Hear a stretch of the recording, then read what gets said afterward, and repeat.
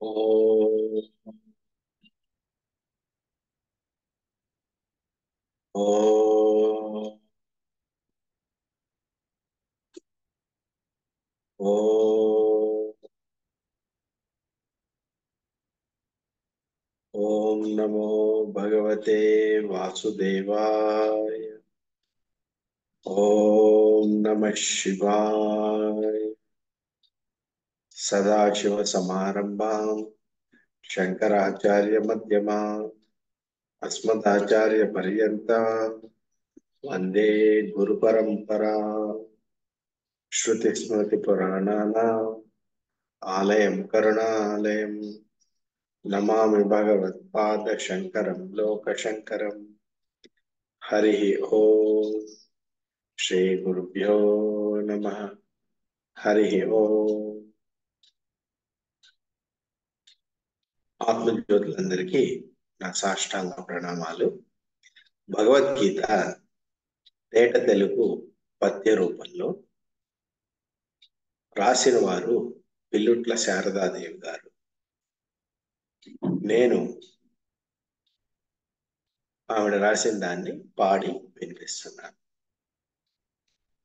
ఈరోజు మనం భగవద్గీత 2వ అధ్యాయము సాంఖ్యయోగము చూద్దాం.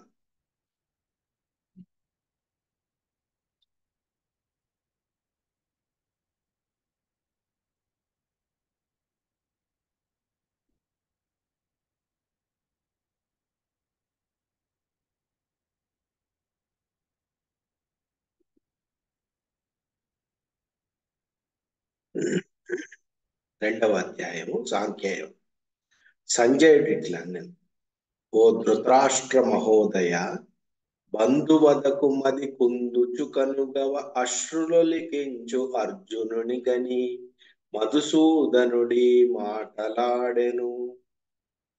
శ్రీ భగవానుడి ఇట్లు పలికెను: విషమ పరిస్థితి వేళ అర్జున, ఈ మోహము నీకేలగలిగెను. అవివేకము ఇది అస్వర్గ్యము, అపకీర్తికరము అనార్యము.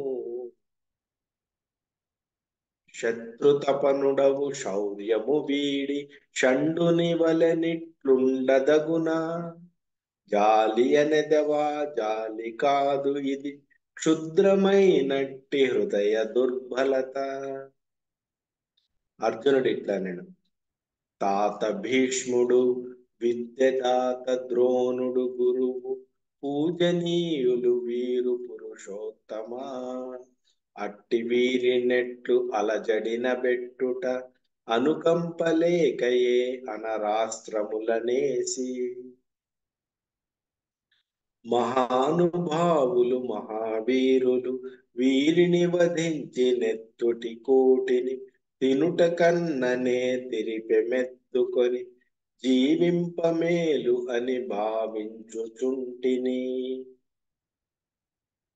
జయాపజయములు జన్యుడెరుంగును, ఎవరు గెలుతురో ఎవరోడెదరు ఫలితము సందేహమే. జ్ఞాతులను చంప జీవేచ్ఛ చనక మిగులునా. బుద్ధిమాంద్యమున బొగులుచునుంటిని, ఏది శ్రేయమో ఏది కీడో నీవే తెలుపుము. నేను శిష్యుడను శరణాగతుడను శరణు జగద్గురు.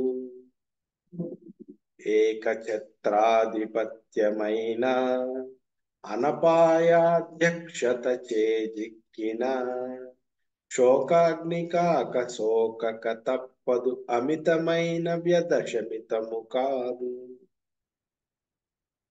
గొంతి కుమారుడు గుడాకేశుడు ఋషికేశునితో ఇట్లనెను: గోవింద, ఈ కొరకొర యుద్ధము చేయజాలను అని చెప్పి యూరకొనెన్. ఉభయ సేనల నడుమ ఉన్న హతాసుని ఉమ్మలిక బాపగ ఋషికేశుడు అలవోకగా నవ్వి అవ్యాజ కృపచే పార్థునితో ఇట్లు పరిహాసముగ బల్కెన్. శ్రీ భగవానుడు ఇట్లా అనుచున్నాడు. ప్రాజ్ఞుని వలె నీవు భాషించుచున్నావు, ఏడ్వదగని వారికేడ్చుచున్నావు. ప్రాజ్ఞుని వలె నీవు భాషించుచున్నావు, ఏడ్వదగని వారికేడ్చుచున్నావు. ఉన్నవారి కొరకు పోయిన వారికై పండితులు ఏడ్వరు, పామరులు ఏడ్చెదరు.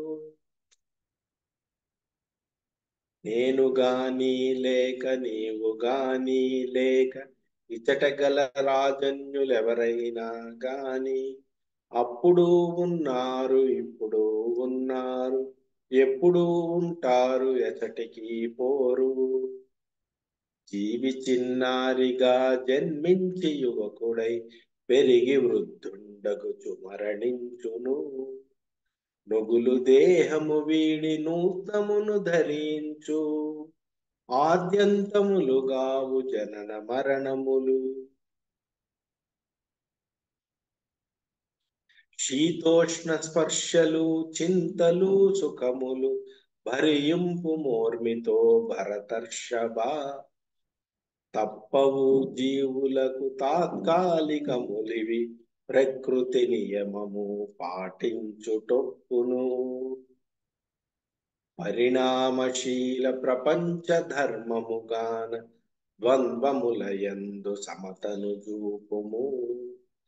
ధీరుడు అమరత కర్హుడగుచున్నాడు, ఇది పరబ్రహ్మ స్థితికి అధికారము. లేని దానికి ఉనికి లేనే లేదు, ఉన్నది ఎన్నడూ ఉండకబోదు. దేహి నిత్యుడు గాని దేహము అనిత్యము, తత్వవేత్త ఎరుగు సత్యమేదో. నిండి నిబిడీకృతమైయుండు జగమంతా, అవినాశి అగు ఆత్మ అంతటా ఒకటే. దీనినెవ్వరు దిద్దరు చంపరు, అంతమునరింపలేరది అటువంటిది. నిత్యుడు నాశరహితుడు అప్రమేయుడి దేహి, శాశ్వతము కానిది దేహమే కావున. యుద్ధము కావింపగడగుము ఓయి భారత, నేను ఒప్పు చెప్పి తిని. ఆత్మ చంపును అనువాడు గాని ఆత్మ చంపబడును అనువాడు గాని, ఇరువురు సత్యమును ఎరుగని వారే. నశింపజేయదు నశింపదు ఆత్మ, ఆత్మ పుట్టదు అంతము కాదు, ఒక పరి ఉండి మరొక పరిపోదు. ఆత్మ నిత్యము శాశ్వతము కదా, దేహమే నశించు దేహి నశింపడు. ఎవడు ఈ ఆత్మను అవినాశిగా తెలిసి ఆద్యంతములు లేని దానిగా తెలియునో, ఎవనినైనా అతడు ఎట్లు చంపగలడు, ఎవని చేనైనా తానెట్లు చంపబడును.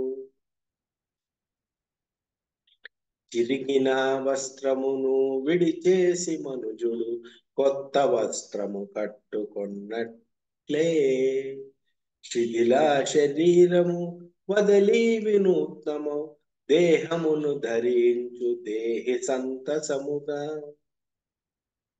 ఆయుధములు నరుక జాలవి ఆత్మను, అంగారమాత్మను కాల్చలేదు. అప్పు తడుపా జాలదెప్పుడు ఆత్మను, గాలి శోషించుటకు వీలు లేదు. నరుకబడదు కాల్చబడదు, తడుపబడదు ఎండింపబడదు. నిత్యము సుస్థిరము ఆత్మ, సనాతనము సర్వగతము. స్థూల లోకము చూడగలము ఈ కనులతో, ఆత్మ కన్నుల కగపడదు మరియు. ఊహల కందదు ఉడుగదు మారదు, అందువలన శోకమనవసరము. దేహము వలనే ఈ దేహి కూడా పుట్టుచు చచ్చుచు పూర్తియగును అనుకొన్న ఇంత కుదిరికలేని ఇంత పట్టునకై ఇంతటి చింతలు వంతలేలా పుట్టిన వారలు గిట్టుట తథ్యము గిట్టిన జీవులు పుట్టక తప్పదు ఇది అనివార్యమగు నియమము కనుక ఇందుకు దుఃఖము ఈటు చేటు పుట్టక పూర్వము ఎటులుంటిమో గాని పుట్టిన వెంటనే పొందితిమి రూపమును మరణానంతరము మరల రూపుండదు మధ్య వచ్చిపోవు మరగుపడును ఆత్మను ఒక్కడు ఆశ్చర్యముగా చూచు మరి ఒకడు ఆశ్చర్యముగా పలుకును ఇంకొకడాత్మను వింతగా వినును ఆత్మానుభూతిని అందరూ ఎవ్వరు అవధ్యమగు ఈ ఆత్మ నిత్యము ఇది అన్ని దేహములలో అధివసించు చావు పుట్టుకలు లేవు ఈ ఆత్మకు దుఃఖింప పని లేదు తోరు కొరకు రాజులకు యుద్ధమే రాజనీతి యుద్ధముకు వెనుకాడ యుక్తము కాదు ధర్మయుద్ధము కన్న ధన్యతయున్నద పోరాట రాటునకు పోరే శుభకార్యము ధర క్షత్రియులకు ధర్మ సంగ్రామము కస్తి కాదది నిత్య కళ్యాణము వీర స్వర్గము వారి కొరకు తెరువబడును ఈ సదవకాశము ఇతరులకు రాదు ఇది నీ స్వధర్మము నిర్వహింపవలననిన ధర్మహాని దురిత కర్మమగును కర్తవ్యతాలోపమపకీర్తి పాపము అపకీర్తి పాలగుదు అర్జున నీవు అపకీర్తి నీకు నిక్కముగ నిలుచును చిరస్థాయి దుష్కీర్తి చింతవంత ఆత్మగౌరవము గలవానికపకీర్తి కన్న మరణము మేలు కదా అర్జున ఏ మహారథులు నిన్ను వీరుడని పొగడిరో వారే భీతుడని వర్ణించి వదరెదరు భయము వలన నీవు పారిపోతివి అని తలచి హేళన చేసి తాము నవ్వెదరు దుర్యోధనాదులు దూషింతురు గాని దయాళువు అనరు నీ దాయాదులు నీ సామర్థ్యమును నిందించెదరు ఇంతకు మించిన వంత ఏముండును చచ్చినచో వీర స్వర్గము దక్కును జయింప సామ్రాజ్యము ఏలగలవు కృత నిశ్చయముతో కృతకృత్యుడవగుము పోయినా ఉన్నా పోరే నయము జయాజయములు భయాభయములు లాభ నష్టములన్న లాలసాలేక సమచిత్తుడవై సమరమునరింపుము పాపమంటదు నిన్ను పార్థ వినుము ఆత్మతత్వమైన సాంఖ్యమును చెప్పి తిని యోగమును వివరింతు బాగుగా వినుము కర్మయోగమును కల మర్మ మెరిగించెదను కర్మబంధ విముక్తి కలుగును నీకు కర్మయోగము ఎప్పుడూ కాదు నిష్ఫలము ఎంత కృషి చేసినా అంత ఫలితముండు నడుమ విరమించిన నష్టము లేదు సంసార దుఃఖములు సమసిపోగలవు కర్మయోగమందు మర్మమేకాగ్రత విపరీత కాంక్షలు విస్తరింపరాదు ఫలాపేక్ష వీడి పని చేయవలెను పరమపద ప్రాప్తికి పరమ లక్ష్యముగా అర్ధవాద ప్రీతి స్వర్గమందాశక్తి కలవారు వ్యక్తులు కాగితపు పువ్వులు భోగప్రియుల దారి రోగముల పెడదారి, వేదవాదుల దారి వాదముల దారి, కామాత్ములు క్రోధాత్ములు స్వర్గపరులు కర్మకాండ ఫలాసక్తులు, విషయ సుఖములు విషతుల్యములు అని విడువరు వినరు, జనన మరణ భయమెరుగని జడులు జగడించెదరు.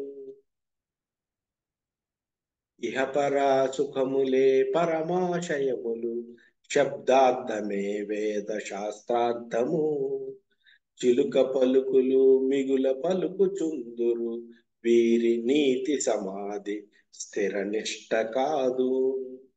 శాశ్వతానందము శాంతి కావలెన, నిస్త్రైగుణ్యుడవు నీవు కమ్మర్జున, నిత్య సత్వుడవు నిర్యోగక్షేముడవు, ఆత్మజ్ఞానివి అభయముడగుము.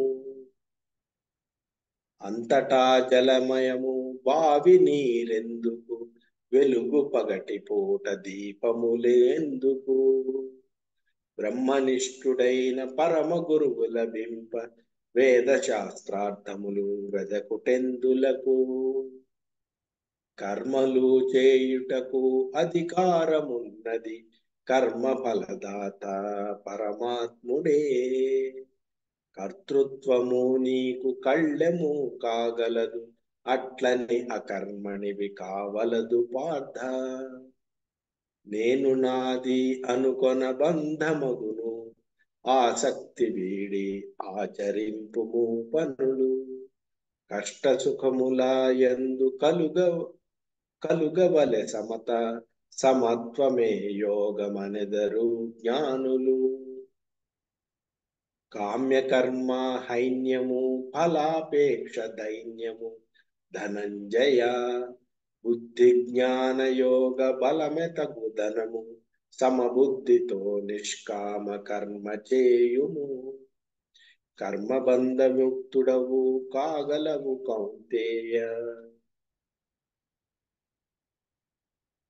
బుద్ధియుక్తుడు సముడు పుణ్య పాపద్వయము, ఈ లోకమందే ఇచటనే విసర్జించును, నీము సమత్పుడవై నిరాసక్తుడవై కర్మలు చేయము, కర్మ కౌశలమే యోగము,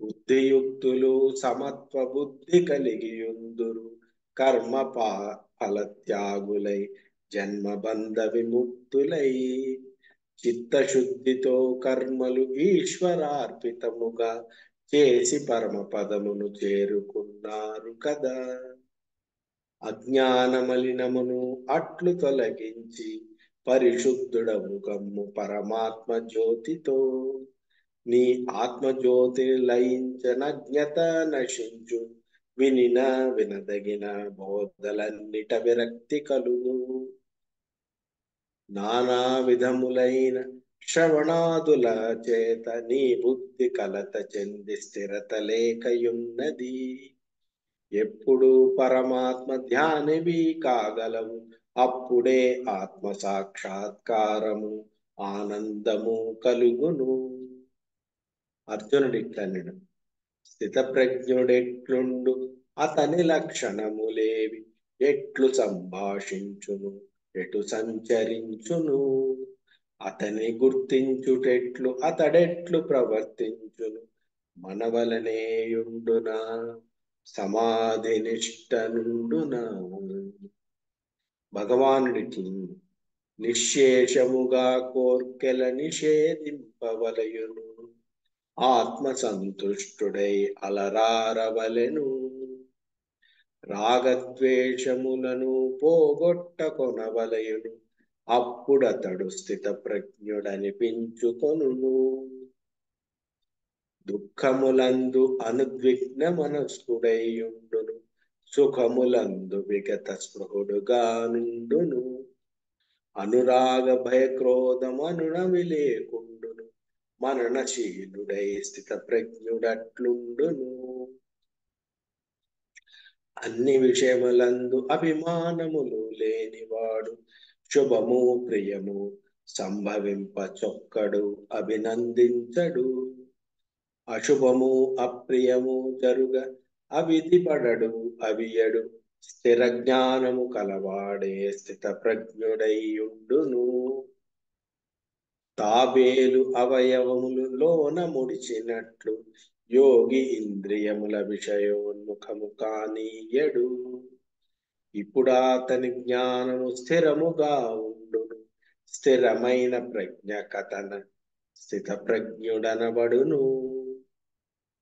ఎంతటి విద్వాంసుడైన ఎంత ప్రయత్నించిన ఉపవాసము చేసి మనసు కూరట సమకూర్చిన పరమపద ప్రాప్తి కలుగు వరకు సుఖాపేక్షలు సమూలముగా నశింపవు. సంయమమే సోపానము. భోజనమును మానుటే ఉపవాసము కానేరదు. దశేంద్రియ వినిగ్రహమే విశేషోపవాసము. విషయవాసనలు చిత్తముందు అణగియుండునే గాని ఈశ్వర సాక్షాత్కారము శ్రీపతి కృపచే కలుగును. ఇంద్రియ నిరోధము నిగ్రహమునకు సాధనము. అది లేక సాధకుడు సఫల మనోరథుడు కాడు.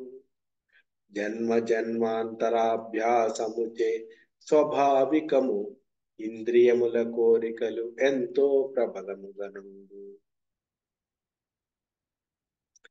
విషయ చింతన వలన విషయాసక్తి ఆసక్తి పెరిగి పెరిగి ఆశలుగా మారును.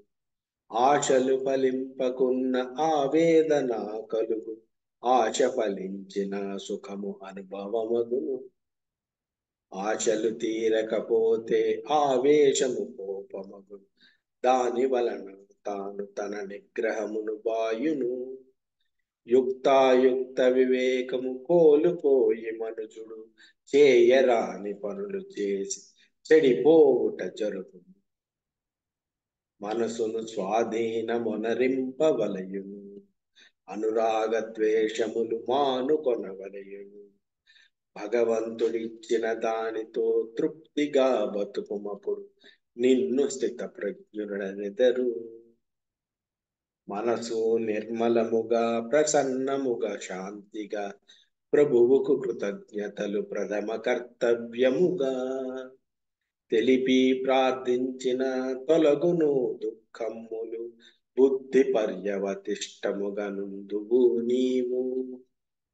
మనస్సంయమనము లేని వానికి వివేక బుద్ధి కలుగదు. ఆత్మచింతనము కలుగనే కలుగదు.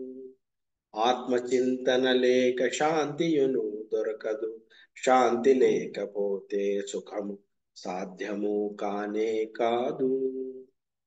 చుక్కాని తెరచాప చక్కని తెలివిగల నావికుడు లేకున్న నావదారి తప్పును. కోరికల గుర్రములు పరుగులెత్తించిన బుద్ధి స్థిరత లేక శుద్ధ దండుగౌను బ్రతుకే. బుద్ధి సద్బుద్ధిగా దిద్దుకొనుము నీవు. ఇంద్రియములు ఇబ్బందిగా ఇరుకున పెట్టరాదు. మంచి మార్గము నందె మనసును మరలింపవలెను. స్థిరమగు నడవడికతో స్థిత ప్రజ్ఞుడవదగు. ప్రాణులకు పగలప్పుడు పరమయోగికి రాత్రి. అందరికీ రేయి అప్పుడు అతనికి పగలుగా మారును. ఇట్లెందుకన్న ఇతని దారియే వేరు. పగలు నిద్ర సమాధిగా రేయి దైవ సమాధిగా.